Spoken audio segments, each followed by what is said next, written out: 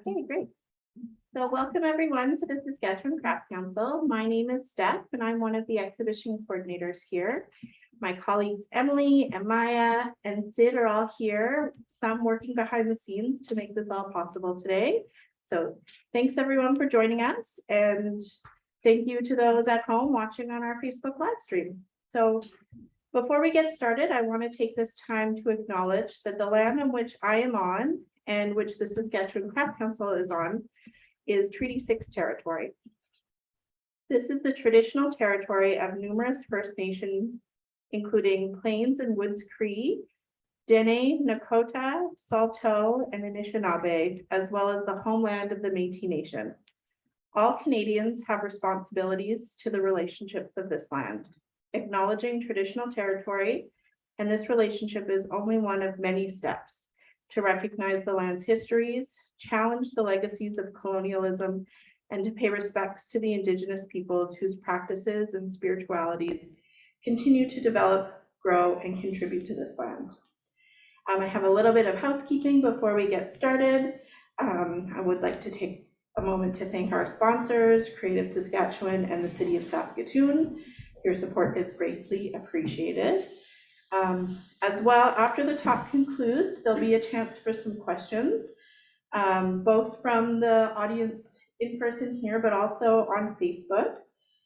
So for those of you joining us through the live stream, just put your questions in the comments, and Sydney will make sure that they get asked in the order that they're received.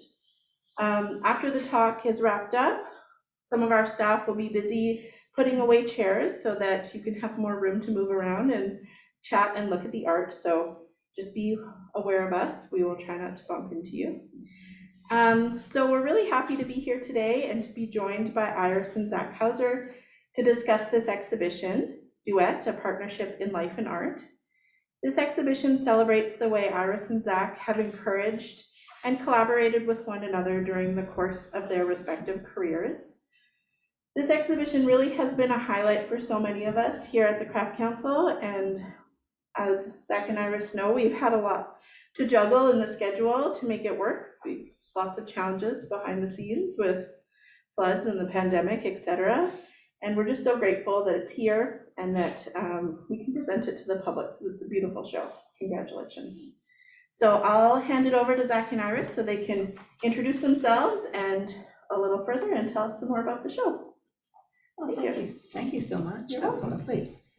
Well, I also have to say thank you very much to the staff at the Saskatchewan Craft Council. They've been just phenomenal to us, make us feel like superstars, which is kind of fun. And most particularly Maya and Steph and Emma are the three that we've really worked with closely during this time, and they've just been quite wonderful to work with. It's been absolutely a delight, and we're really thrilled to have this show here because it's in our neighborhood where we've been living for so long, and just amongst all of our friends, you know, who can come, and you know, some of my students are here, I see, and so it's just a nice kind of a coming home feeling, and I'm really grateful for the Craft Council and all that they've done to put this together. I don't know if you had anything to add to that. You said it all. Oh, okay. Okay, that's the end. Now we go. So I guess we should start talking a little bit about this show. As Steph said, it is a kind of a celebration of a long collaboration, and we've actually known each other for 50 years, so this is a nice half-century mark that we've been kind of working together. And I did want to start off just to kind of show how right from the get-go, this was really a collaborative kind of a thing, in that the first time Zach asked me out, he asked me to come and pose for him when he was getting a lesson in lighting from his photography mentor. So our very first date was work-based, and things haven't really changed. So the next dates were more food-oriented. That hasn't changed either, because Zach is a wonderful cook, and he wooed me with many wonderful treats because I don't like to cook at all. So he found the way to my heart very quickly. Apparently it was through my stomach. But we have been collaborating for a long time, and just helping each other in so many different ways. And you know, he's gotten all these, he has all these skills that are really useful to me. You know, makes my stretchers and frames, and does all the photography work for me, and, just incredibly useful guy. But the most important thing for me, especially as a female artist, has been this incredible level of support. I think most artists don't have that. If they don't have a partner working in the same field, they have expectations. I know a young artist that I used to know who had a wife and a young family, and he was just struggling. And it's like, well, when will I make a living? And I hated to tell him, I still couldn't live just off my art, because, he's getting lots of pressure from home that, when are you going to make it so that we can, live comfortably? But by both of us being in the arts, we both understand that it's a very weird profession where there's no security, and you may never make a living doing your own work. Many artists who are wonderful artists never do. Some make it big, it's kind of a rags and riches kind of a story. But if you really care about what you're doing, then the work is the primary thing. And in order to kind of keep going, you need a partner who is willing to go for years without, you're not really maybe pulling your weight financially. And that's what Zach has done for me, because when we started out, we had kind of a pact, which I just thought he did basically so that I wouldn't feel bad. And he said he would support me for the first 20 years while I established my career, and then I could support him while he develops his. And that actually is how it worked out. Pretty much exactly, yeah. Yeah. So anyway, that's kind of our life has just been making art and allowing each other to grow in whatever way we need. Right from the beginning, we kind of undermined our own financial success by deciding that we were going to make art that we felt true about making. We weren't going to work for the market. We weren't going to work to please a professor in art school. We each had pretty strong ideas of what we wanted to do, and we knew that if we didn't play the game, we were unlikely to get either a lot of support in art school or a lot of support in the commercial art world. So yes, there was a lot of regular work, there was retail work, there was teaching, there was, take whatever job comes along. But eventually, if you persevere, if you keep on doing what you feel you have to do, the world does recognize it, and all of a sudden you can have a show. So the freedom has eventually paid off. We don't have to take commissions anymore. We are really just free to do exactly what we want to do, which was our aim when we set out. Hopefully we still have a few years left to enjoy that freedom of being able to create whatever we want. Yeah, that's, I guess that maybe I wanted to talk a little bit about how we've influenced each other too. That's been part of our relationship. Zach started out as a photographer before he became a furniture maker. He always was a maker. He always liked building things, the mechanicking on the car or anything like that. And that was part of our survival strategy too, as artists, that he had so many skills that we've never had the expense in a lifestyle that most people have, because pretty much anything we need he could make. And I don't have as many skills, but I can sew. I guess I contribute that, but other, yes, that's shirt. But but it meant we both were committed to being artists, which meant we were willing to have a very frugal lifestyle and put a lot of sweat equity into survival. And other artists make different choices, but for us that allowed us the freedom to develop our art. But while we're working away, we're always influencing each other. And one of the biggest things that I really feel I gained from Zach as a photographer, photographers, especially ones who work in black and white, which was his real love initially, are incredibly aware of light, of how light brings out form. And that made me really conscious of the sense of how to bring out three-dimensional form. And that's, I think, one of the strongest things in my work that a lot of people comment on, that, it's like, oh, that looks like it, you could reach in and pick it out of the painting because it looks so three-dimensional. And that's, I think, really comes from that awareness through your photography. Because photography always gives you a monocular view. The cameras don't see volume very well. Not the way we do with 2 eyes. So if you're going to be a photographer and show volume, you really have to be aware of how light plays around an object to do that. So it just gives you an extra awareness in that direction. I think some of the other things that we've kind of learned back and forth, Zach has a good knowledge of all of the elements, pictorial elements that a painter and a photographer share, line and color and all this kind of stuff. But I think I have a very deep innate sense of form and shape and how they fit together, and how you can create compositions that are really like almost lock into place like a puzzle.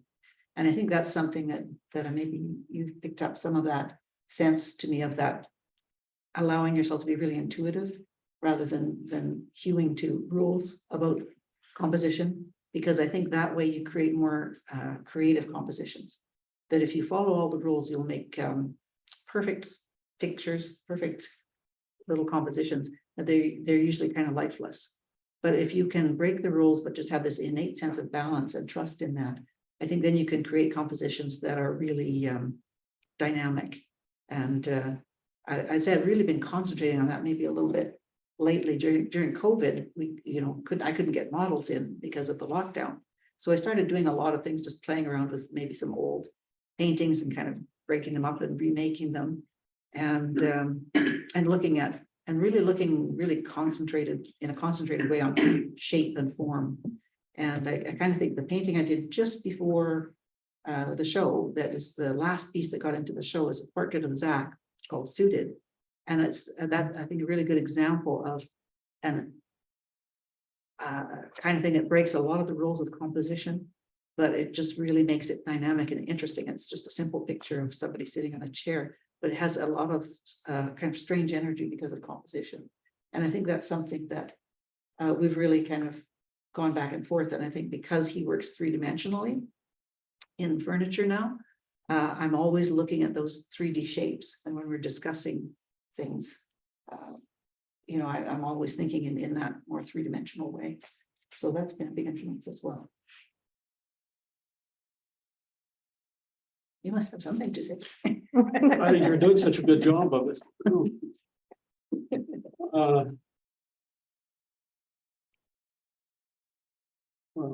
Iris's strong points: color, design, just source of ideas. The most common question, of course, of anyone who works in creative arts is, oh, where do your ideas come from?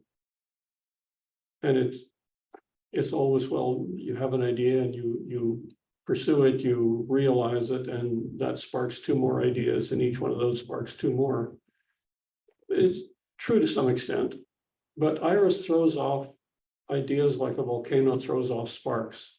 A creative mind that's just unlimited.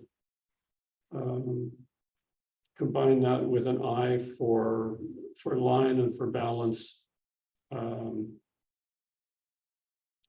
The symmetry of a curve is a very, very specific thing. In furniture making, it's a skill called fairing a curve. You make a curved piece, but the curve has to be perfect to within thousandths of an inch, or it doesn't look right. And Iris can just draw curves like that. Just freehand them, and they're perfect. I sweat to make them just right. So yeah, Iris can design stuff that just knocks your socks off. Thank you. I do have a lot of ideas, it's true. It seems like I really would like to have 3 or 4, 5 more lifetimes to be able to pursue them all. But that is certainly one of the biggest questions that we get asked as artists. And it is an interesting one, though, to answer, because I think where ideas come from is just everywhere. Like everything is an idea. Everything you see, everything you read about, everything you hear about. I mean, you watch a movie, you see all kinds of ideas floating around. They're just everywhere. I mean, everywhere you look, there's something that's of interest. And I think that sense of curiosity about things, just looking at the world and trying to figure it out is really huge for the creative mind, any creative mind. And I guess for me in particular, though, I'm always more curious about the why, more than the what. Like, why is it like that? Why does that work? Why do people do that? And whenever somebody behaves oddly or, does something confusing, and I'm always really interested to try to figure out why that might be.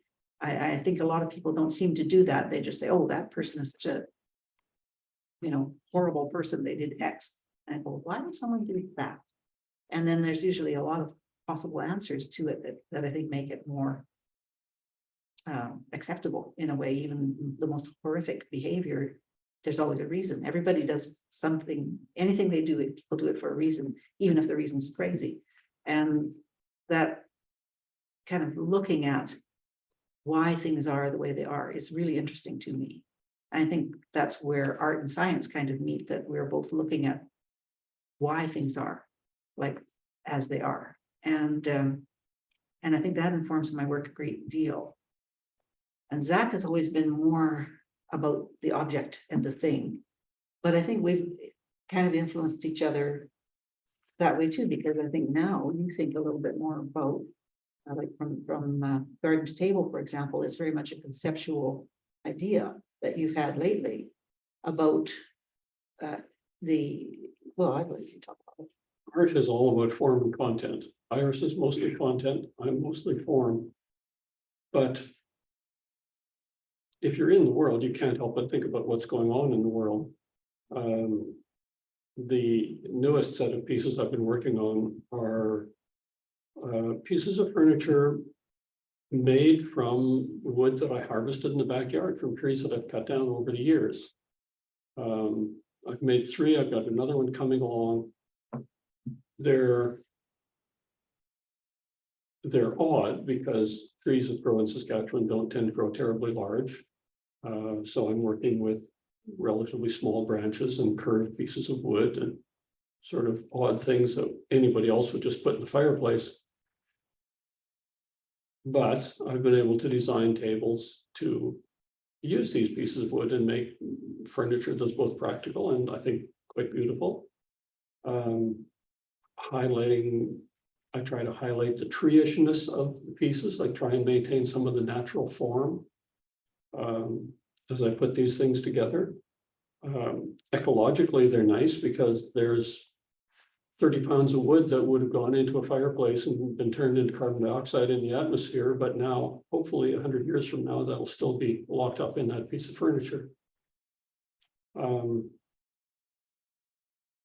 the world of wood, we go to a great deal of effort and waste to take a round, generally somewhat curved tree and make it into straight flat boards. And all the extra stuff just gets thrown away and shredded or burned or whatever. And then if you're a sophisticated furniture maker, you make the piece of furniture with curves in it out of all these straight boards. You either bend them or you cut them, glue them, steam them, whatever. So I just kind of tried to skip the middle step and harvested the trees, dried them, milled them into boards that are curved and they've got the bark and whatnot on them, and then figured out how to put them together in furniture, which is both, as I say, practical and hopefully beautiful, and yet maintain something of the original, a little more of the original form than happens in most furniture. Respecting the wood, making something from local just pleases me. I mean, everybody thinks we have poplar trees and spruce 2x4s here, and that's about it. But in fact, we have some really beautiful wood here, and it can be made into quite nice furniture. So that's been probably the biggest philosophical drive behind my work. Mostly, as Iris says, I'm interested in form. Sometimes the idea comes from a piece of wood. You have a long, narrow hall table called katana.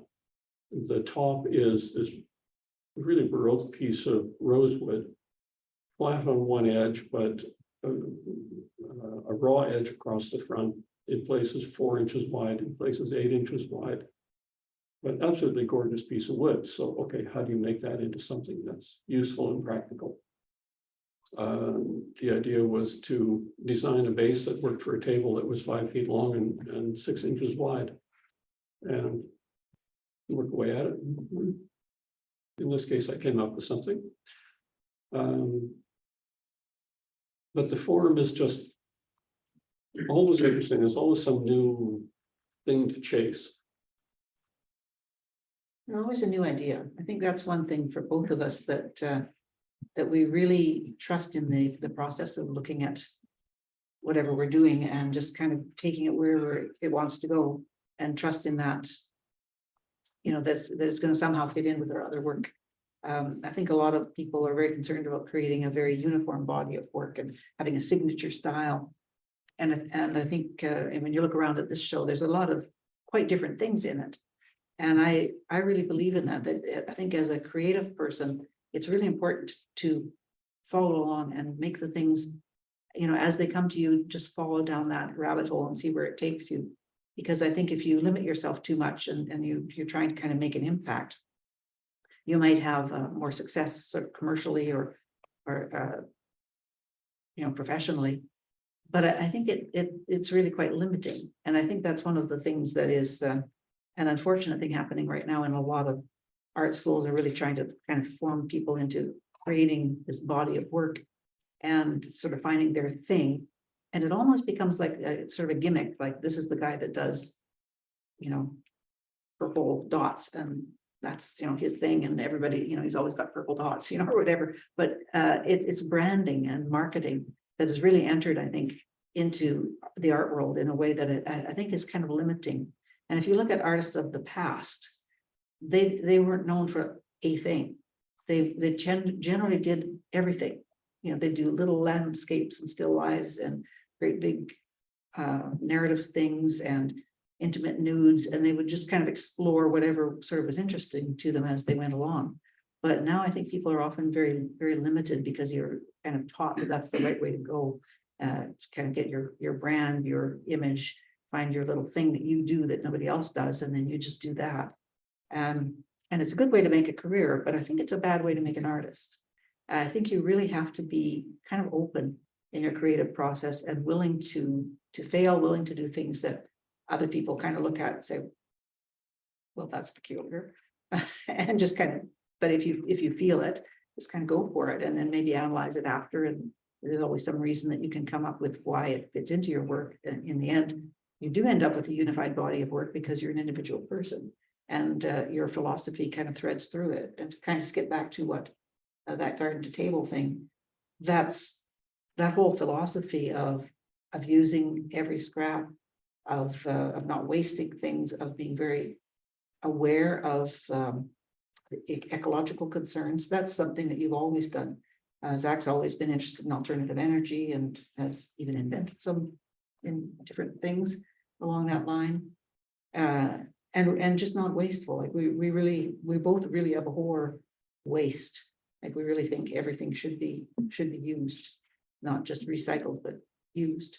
And so that philosophy informs your work. And I think even though we're maybe more conscious of it now in this particular body of work that you've made, it's always been there. You've always kept like other woodworkers have giant scrapyards of stuff they throw out. Zach doesn't, you know, he'll have some tiny little piece and he'll spend hours making something out of it because it's a really nice piece. You don't want to waste it. So I think that's, you know, that philosophy of life tends to come through in whatever you're doing. And I guess in my work, it's pretty clear that I'm really interested in people and in that sense of sort of the cycle of life, and also very much in the status of women. So that just keeps coming through very consistently through all of my work. So we do tend to have these things that are kind of core values, philosophies that come through our work.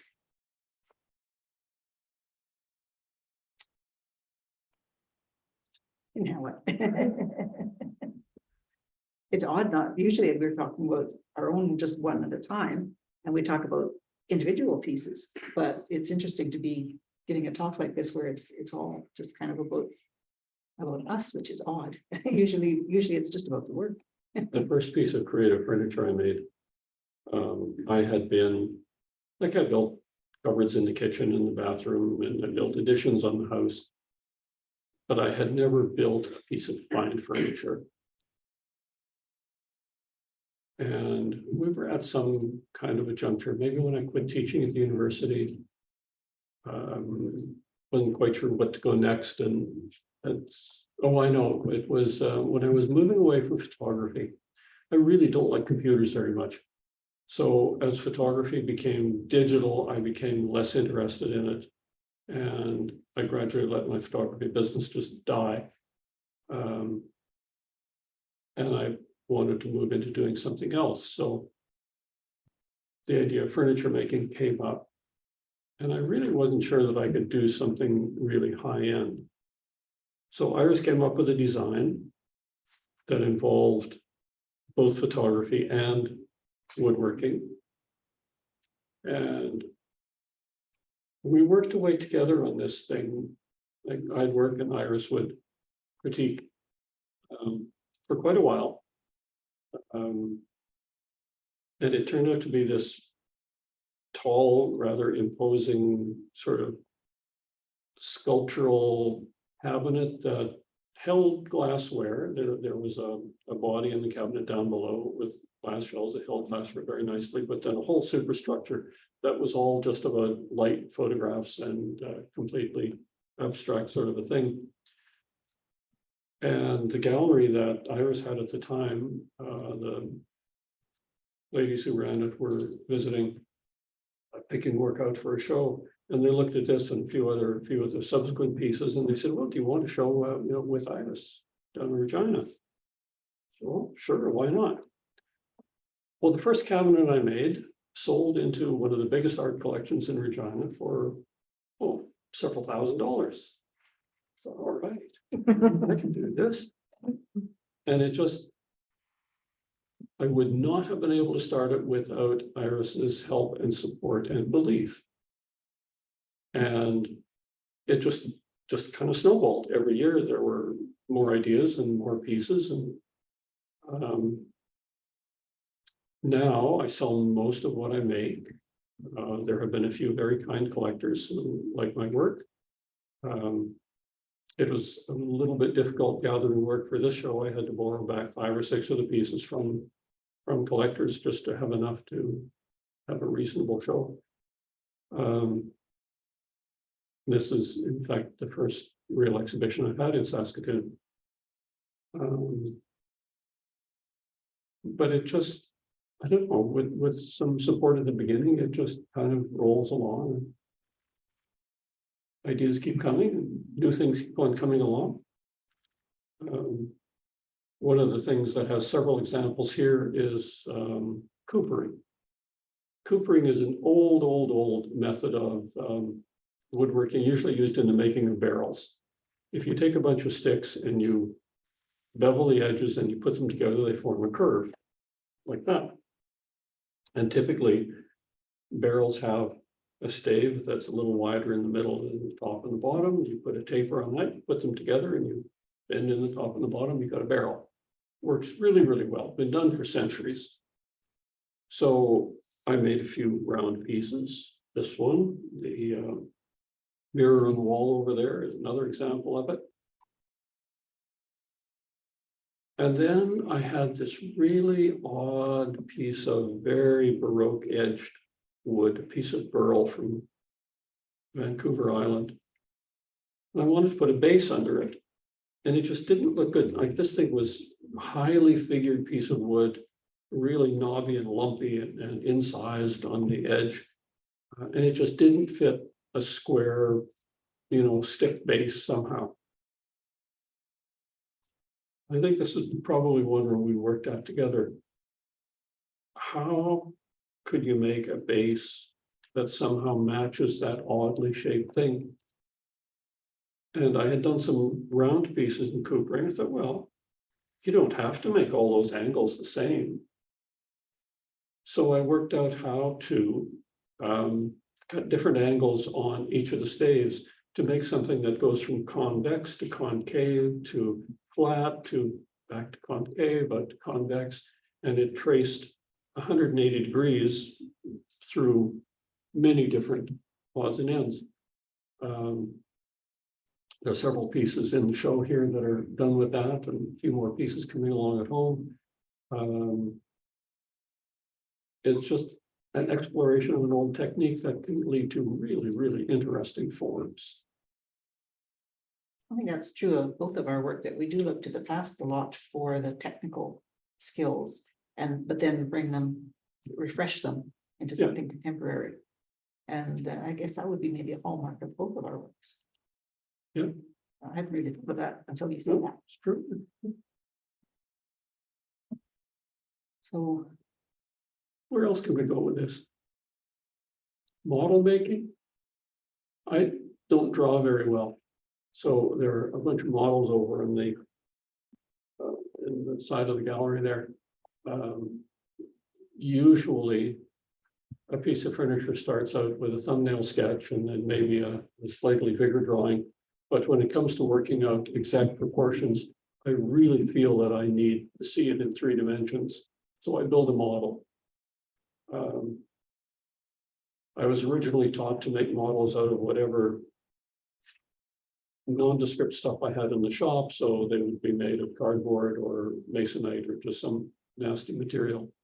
I made 1 or 2 of those. I thought this really doesn't work for me at all, so I started to make my models out of the proper woods that the final furniture would be made of. And found out that you can make models really quite quickly. I could, and they gave me a really good grasp on the final form of what would come out.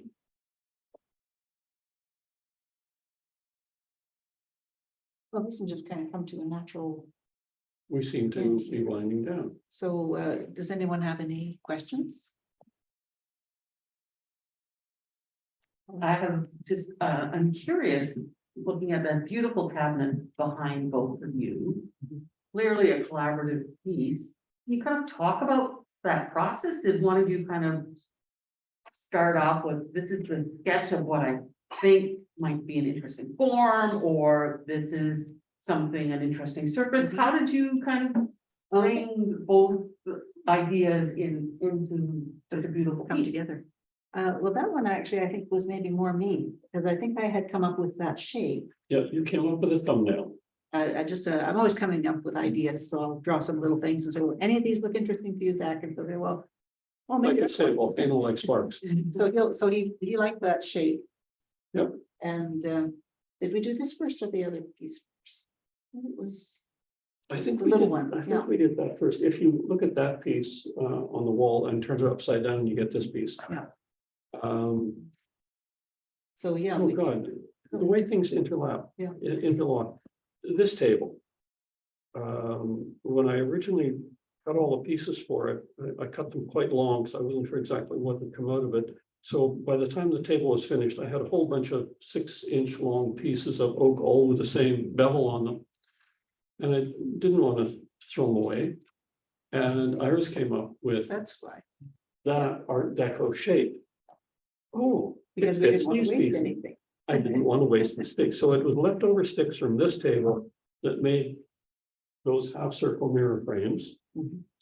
And great, that piece got made, worked just fine. I was looking at it one day and I turned it upside down and that looks kind of interesting too. And you looked at it and we thought about legs, and all of a sudden we came up with an upsized version that would be a buffet. So this came into being. And I had been doing started exploring during COVID when I couldn't get models.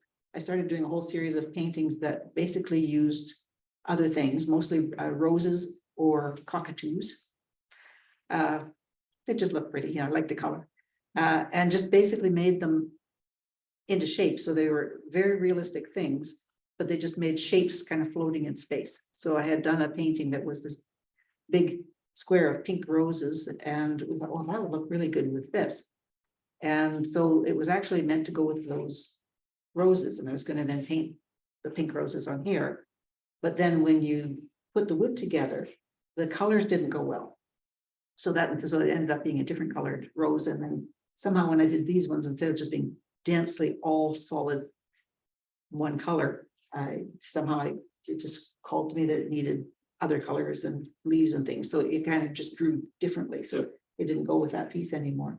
But I think, that's the thing, that you do one thing, The project gets thrown back Yeah. and forth. and another thing influences it, and then I'm doing something, and it just kind of always like a stew, you throw everything in. So that was a good one to catch on, because that really was a back and forth design. Well, thank you, Paula. Oh, thank you. It's a Because beautiful we- buffet. Because both of our studios are in the house. And we, of course, meet every few hours. Tea or a movie or whatever. We're constantly sharing what we're doing.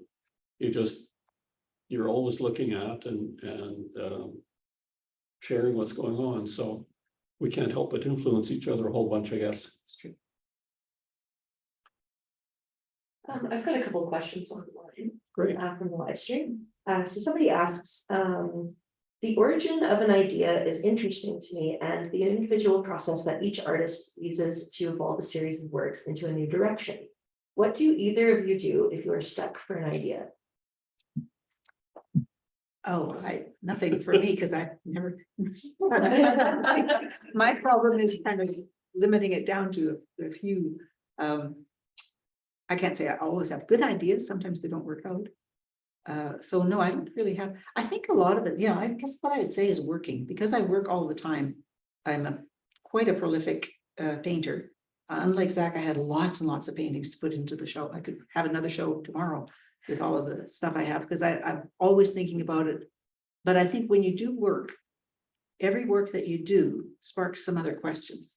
So I would say if you're stuck, go work on something, and it might not work out. If you don't have an idea when you go in, it will probably be a failure, but working it kind of gets you going somewhere. So something in the work itself will spark an idea. So I would say for me, it kind of comes out of the work. It's funny, there's quite a popular quote in the writing world. Students trying to figure out how to write or what to write, and the advice is simply writers write. Painters paint, furniture designers design. You just do it. And the more you do it, the more ideas you get. And that's certainly difficult for people who don't have a chance to do it much. Like if you're an amateur painter and you've got a busy life and everything else is on top of you, and maybe an idea seems like something really precious just because you don't get a lot of time to work.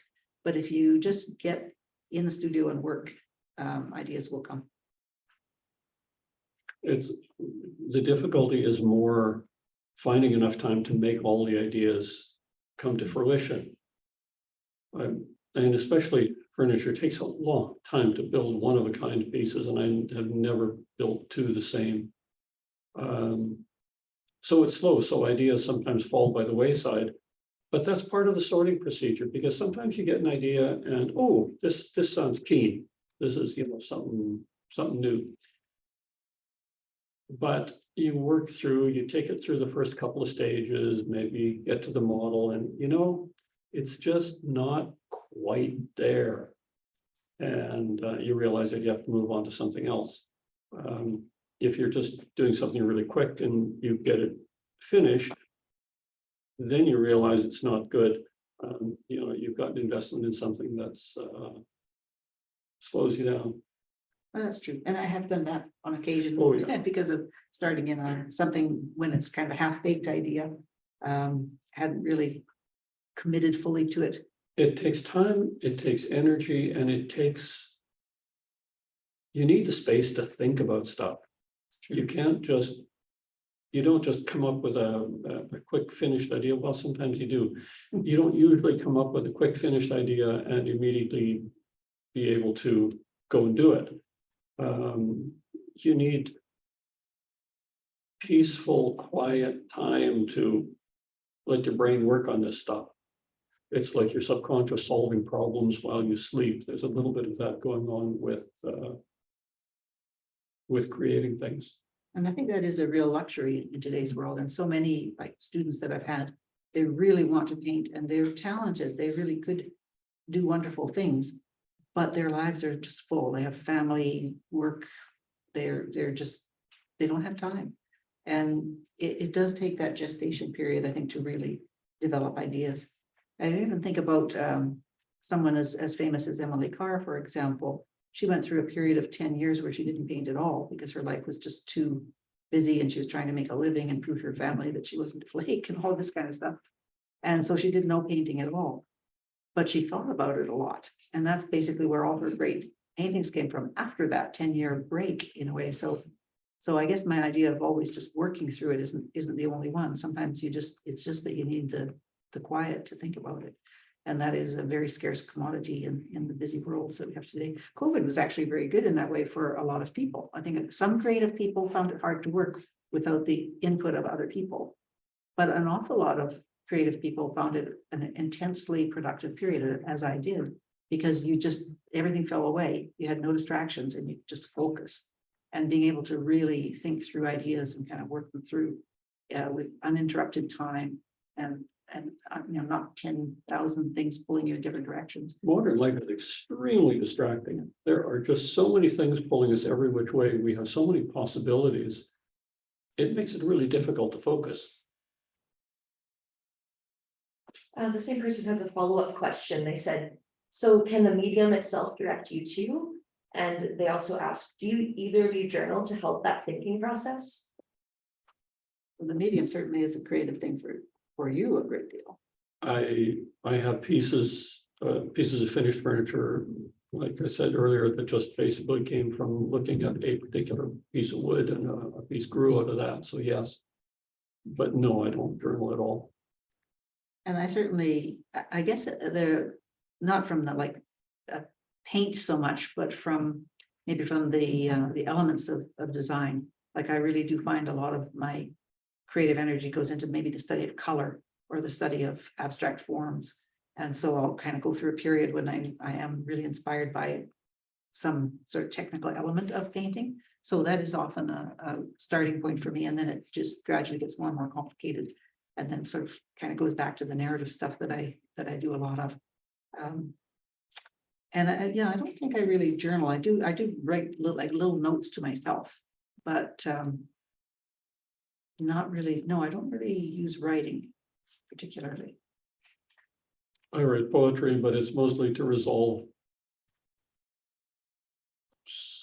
sort of psychological or life issues rather than having anything to do with the creative process.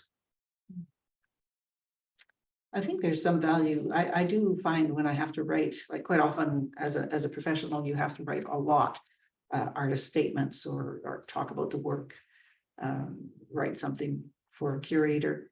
And I do find that process quite useful. I mean, it really makes you focus and kind of put into words rather than just kind of going on intuition.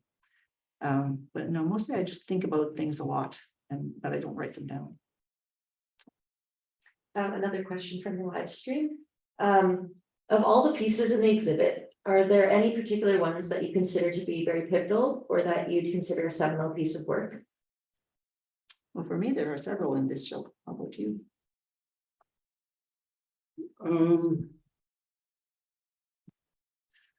Several significant pieces in different ways. Seminal, not so much. There have been pieces like that, just none of them wound up in the show. There are pieces that I still just really like. There's one piece that's kind of almost a culmination. I was talking about that, my serpentine coopering a while ago, and there's a table in here that's kind of almost an end point of that. I don't know if I can take the process any further than that. And I certainly have some pieces in here that I felt, well, some I really like a great deal. I won't talk about them all, but one that I have in here, it's from the very first of a series. So it's a series that's called Crone Ascendant, and it's an exploration of sort of the power and wisdom of older women. And I did a self-portrait, which at first I was just going to call it Crone Ascendant. I just thought of it as a one-off piece. And now I had to rename it. So now I called it Art Conquers Depth, because now the whole series is Corona Ascendant, not just that one piece. But that's a very seminal piece for this next exhibition that I want to have. So it started a whole wave of thought about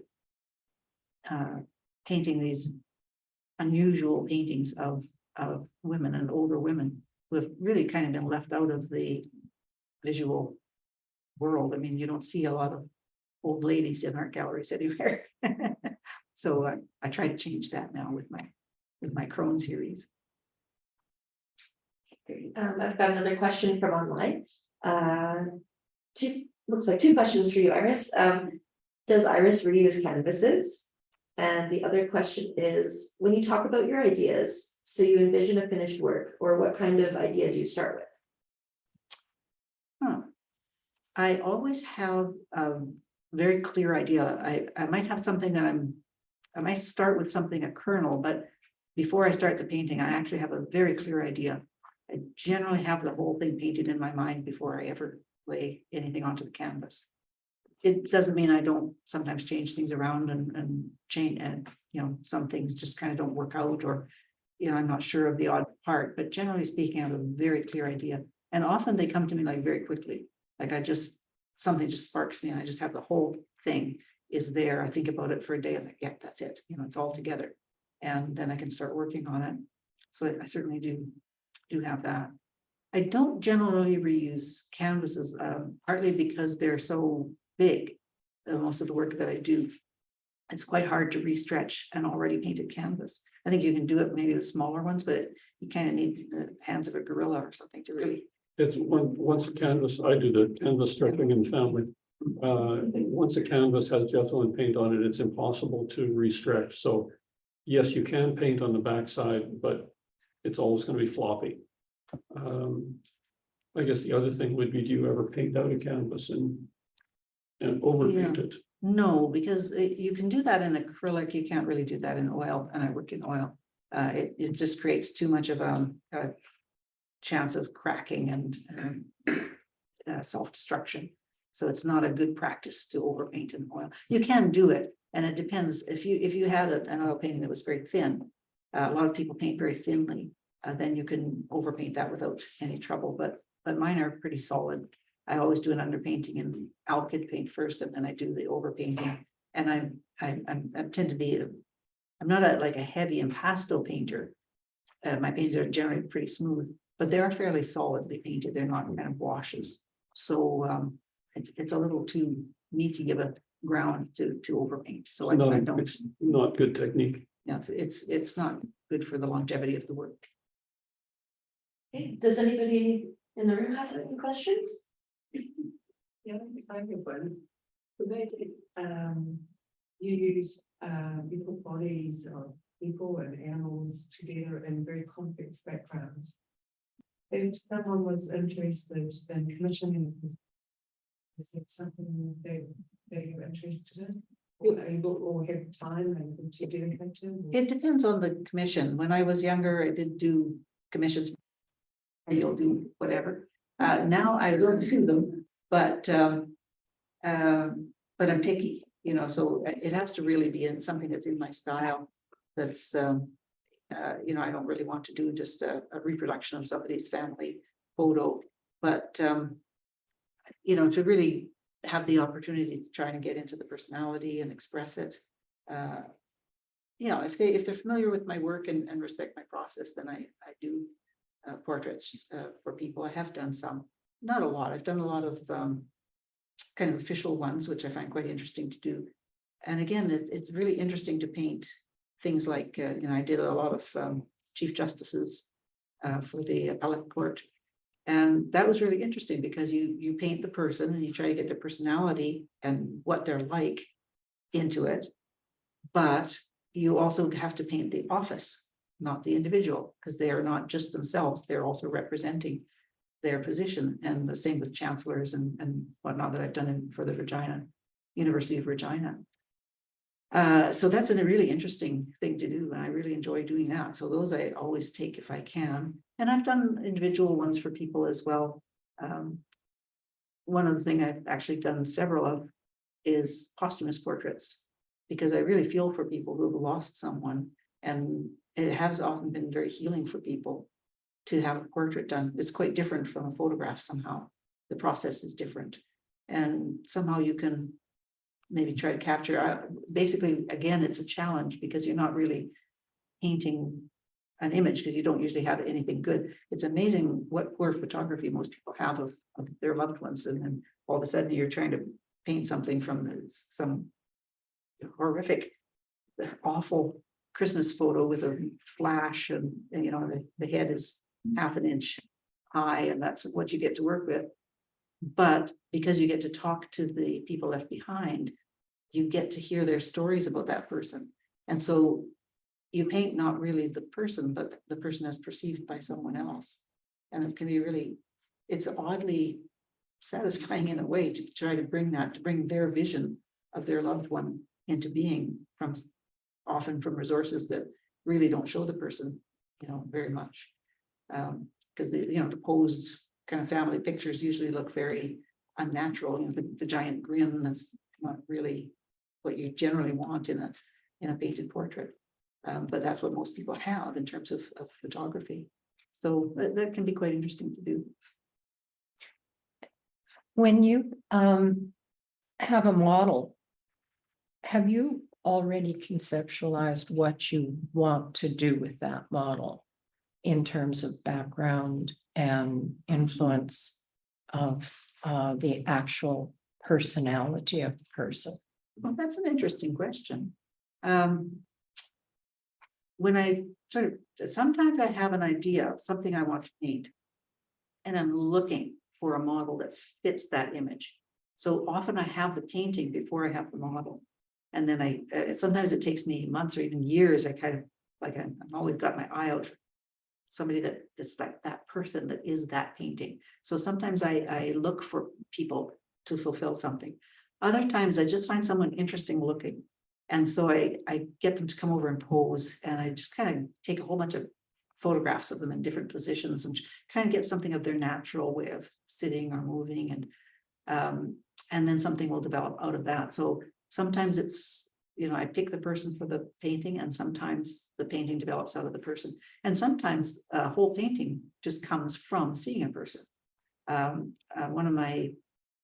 of the seminal pieces I have done is one where I went to the video store, and there's a woman who was working there, and there was just something about her. She had a shaved head, and she was this tall, very androgynous looking girl, but beautiful in an unusual way. But it was her personality. She was so warm and engaging and helpful in a way that it was like she had no filters. She was just open to the universe. And I kept thinking, wow, what a wonderful person, so warm, and yet how vulnerable that is to be just so out there. And I went home and I turned around, I had to go back and say, no, I have to paint you. And then I ended up painting her quite a lot.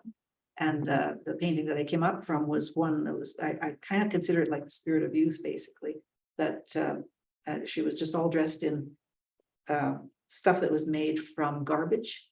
And then she was posed in at the dump.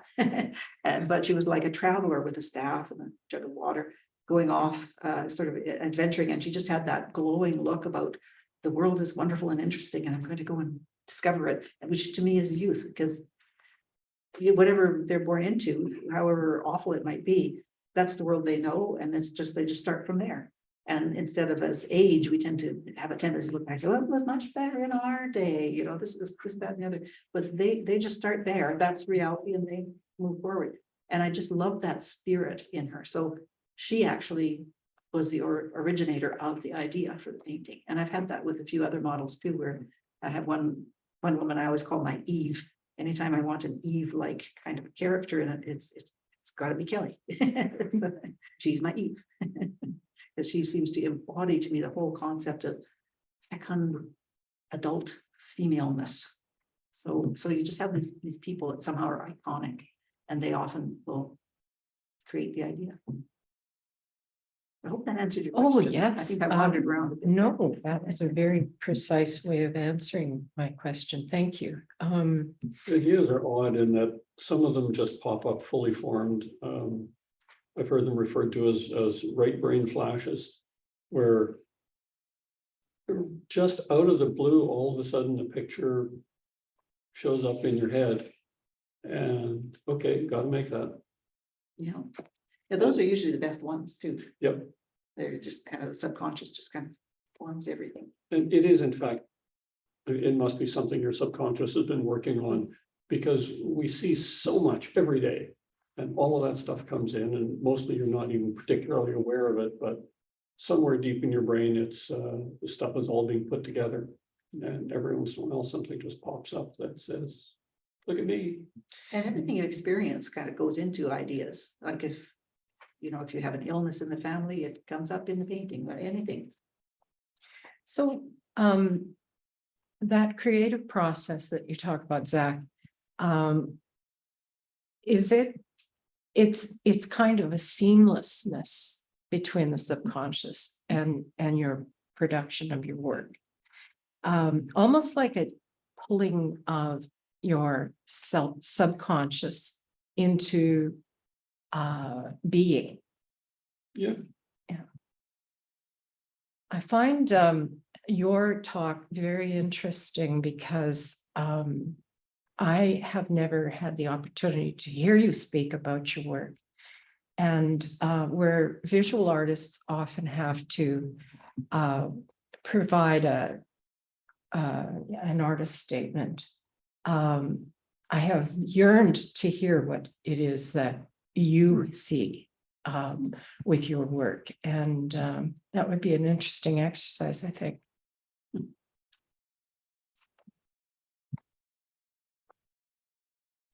Right, we'll do another question from the live stream. Iris, you've used a strong blue on the leg of the nude, and I noticed on another nude too, which is very cold looking, almost as if the person is deceased. Was this intentionally suggesting something? Oh, that's an interesting question. Anybody who's familiar with my work would have noticed that I have really been cooling the temperature on a lot of the figures that I've been doing. And I certainly, when I was starting out, I really wanted these incredibly warm, like very, like almost overly warm kind of colors in the skin. And I think partly it is just one of those technical explorations that I've been really kind of enjoying, going into the colder spectrum and kind of playing with pushing it to the edge, the other direction, because I used to kind of push it. I did some paintings where I just really pushed the warm tones to the point where they were like hot orange sections and red sections in the painting, but trying to do it while still having that feel believable, so that people don't look at it and say, oh, what a vivid red. They'd still look at it and see a person that looks realistic, and yet it's really pushed to the warm. And I think partly I'm just kind of now exploring the other end of the spectrum. And I do find that interesting, how you can get all these blue tones, these cold tones in the skin and still have it look alive and look like flesh. So it's partly just technical. And then it's partly the other influences. I think I have a student that is really a brilliant student of gray. Like her paintings are almost colorless, but they're wonderful. And I've been fascinated by that. Seeing her work in this very grayed kind of color has made me want to explore it too, because it's amazing how interesting it can be to work within that kind of a color. And then I think there might be perhaps a certain element of the fact that as I get older, I am much more conscious of that, end of life. And so there is that kind of a sense of being a little bit in between. And I've painted a lot of paintings that kind of explore that area about the life and death being sort of very connected. But I think when I was younger, it was a more, you're in the middle, you kind of think of it as half and half. Where I am now, it's not half and half.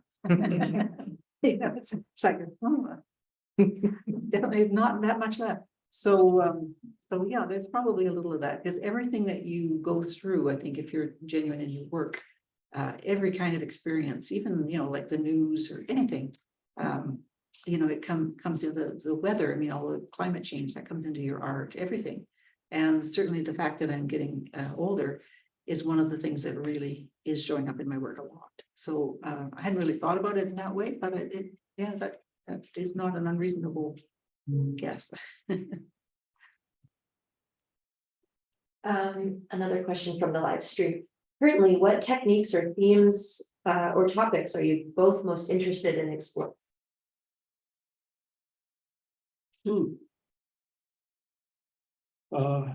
Well, the more naturalistic use of local woods that I talked about a few minutes ago is certainly one of the things I'm following now. And the other one is that serpentine coopering. See how far I can take that, see if I can bend it into a third dimension. Funny on the idea, when the thing about where ideas come from, we were out for a walk one day and walked past a house with garage door open. And there was a very young man sitting there at a workbench, scraping out the inside of the body of a lute. And a lute is a really deep bellied instrument. It's strong curves to it. And as I'm looking at this and thinking, this is basically the technique that I've been using in coopering. You take skinny little strips of wood and you bevel the edges, you glue them together and you get this body. But it's not only curved this way, it's also curved this way. Oh, okay. How can I do that? So here's a 16-year-old working on a project where somebody's teaching how to make an instrument. And that's feeding into a technique that I've been working on for a while and adding a new potential direction to it. So you just never know where things are going to come from, and what they're going to do. So, And I guess for me, over the last couple of years, I've been really looking at putting abstract elements and realistic elements together and having them feel really natural together. So basically painting figures and then having completely abstract grounds sort of supporting the figure, and also often playing with more abstract color. And that's partly why I've been exploring these grays in the figure, because I've been inching towards making these really not human colored figures. And there is one in here where there's a blue woman that is actually blue. And I've got some other ideas that I want to play around with color. So that's definitely something I'm pursuing. And then the other big one that I'm working on is this Crone Ascendant series. And I'm finding it so interesting. I started out with people I knew, women that I admired in different ways and that I think had a sort of a strength that's very feminine. And so I've been doing those ones that I knew, and now I'm kind of branching out and getting recommendations of other people that are kind of fit my profile of what I'm doing. So I'm meeting all kinds of interesting other older women doing amazing things. And so that's really kind of obsessing me right now. So kind of the two, I guess I'm going both directions.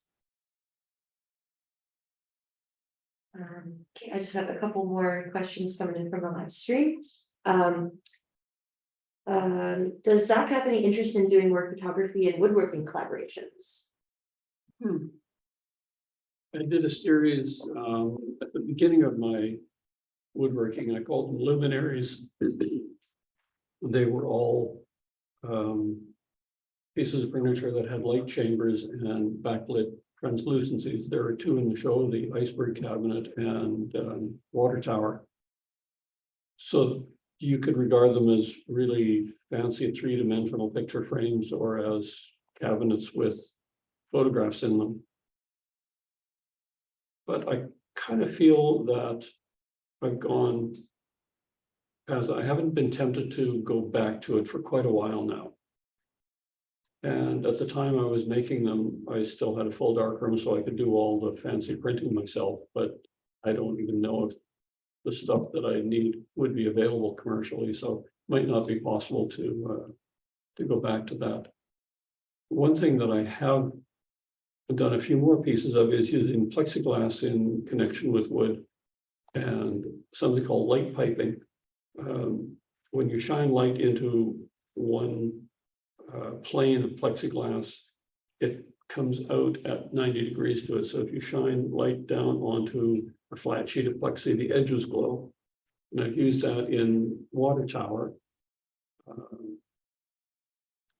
And I've done something similar with plexiglass, colored plexiglass rod in a few pieces. And I think I'll probably revisit that at some point. So I think I'll go back to using light again, but I don't know if I'll use the photos. I have some drawings for you. I've been thinking you do. I've been thinking about that too. I really like those ones that had the lid. plexiglass lighting. There's something fascinating about using light as a construction element. Iris, do you create detailed sketches before you paint? Do you keep your sketches? I generally don't make detailed sketches. Every now and again I do. Yeah, usually if I have a model that's unfamiliar to me, I'll usually do a drawing of their face because it's like I'm learning the topography. So I do tend to keep those, although sometimes I give them to the models. And every now and again, like with the portrait I did recently of Zach called Suited, that's in the show here. I did a full drawing of that before I did it because it is such an odd balancing act that I thought, oh, I better figure this out before I draw it. But usually I have such a clear idea in my head that all I do for sketching is I do these little drawings in my sketchbook, basically just notes. And they're like I'll put a circle, this is going to be the parrot, and that's going to be where I want the, just kind of like a little puzzle piece to say, I want this here and that there, and what am I going to put in this corner? So I'll just kind of figure it out a little bit, but it's really minimalist. And then I do a detailed drawing in charcoal on the canvas. I like working big like that, so it's nice to work right directly on the canvas. Okay. How much time do you think? Are there any other questions from the audience? Okay. Well, thank you both so much for enlightening us to your process and your really rich collaboration and the way you support each other. It was a real pleasure to hear you speak this evening about your work and about the show. Hang on one One more question? Yeah, I want to ask this one. What piece in the show is your favorite? For me, it's a table called Katana. And for me, it's Suited, the one I did of Zach. I really like that piece. It's my favorite. Cool. Well, thank you all so much. This show is in the gallery until November 12th. We also have all of the images for the show on our website, as well as a really great mini documentary about Zach and Iris that we produced in-house that we're really proud of, that gives some more background to their life and their work. So thank you both so much for this evening. This was really special. Oh, thank you. Our thanks to the Craft Council. It has been just a wonderful experience dealing with the expertise and professionalism here. It's been great. We've really enjoyed it. And thank all of you for coming.